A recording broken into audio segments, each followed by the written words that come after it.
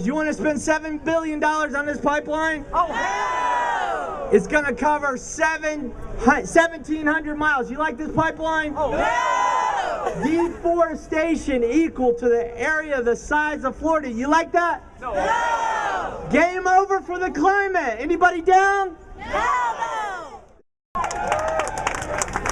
Great presidents are never great. Kennedy was never great until the civil rights movement forced his hand. Richard Nixon, our best environmentalist ever, better than Obama, was never great until he had to cave to the anti-war movement and the millions of us that were on the street that forced him to bring into reality the environmental laws that we're fighting for today. And I would say that you are our only hope. That our only hope for the president to be great is you. Not the people at desks, not the people writing policy, but the people who are willing to go in the street and say you are not allowed to kill indigenous people, you are not allowed to listen to the Koch brothers, and you have to listen to human need, not corporate greed.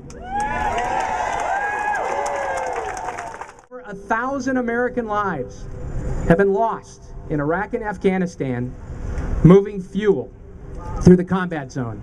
And I know, because I was the guy that working for General Petraeus as a senior logistician in Iraq, I was the guy that was running most of those convoys.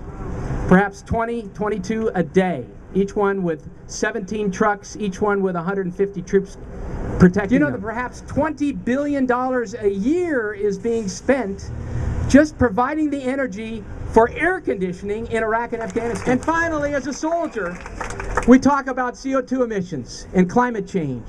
And the pipeline will contribute to that. It will keep us doing the same things we've been doing for 25 years. Okay? It will set back the clock for clean energy development at least 2 decades. It will ensure that American lives keep getting shed over there trying to protect those fuel lines. And we've got to do something about that. And we have an opportunity to use soldiers and veterans like me to help further this country, develop clean energy, reduce our CO2 emissions, reduce global instability, and bring our troops back home. Yeah, I had a 15-year career as a professional athlete, and I represented this country 3 times in the Olympics, and very proud moments, but not exactly proud right now. We're going the wrong way when it comes to the environment and so many other social justice issues. And I think, you know, the idea of having athletes say anything is sometimes questionable, but there is a connection here between our health and really our society, right? All athletes understand that if you're going to reach your potential, you have to have a level of health. And I think the same thing goes for democracy and the social justice, and you go right down the line, our economy, our national security. I find myself in an unusual position because I spent most of my life being told to sit down and shut up. I just have one message, I guess, today. And the message is, we as ordinary citizens of this country, we have to learn to stand up for ourselves.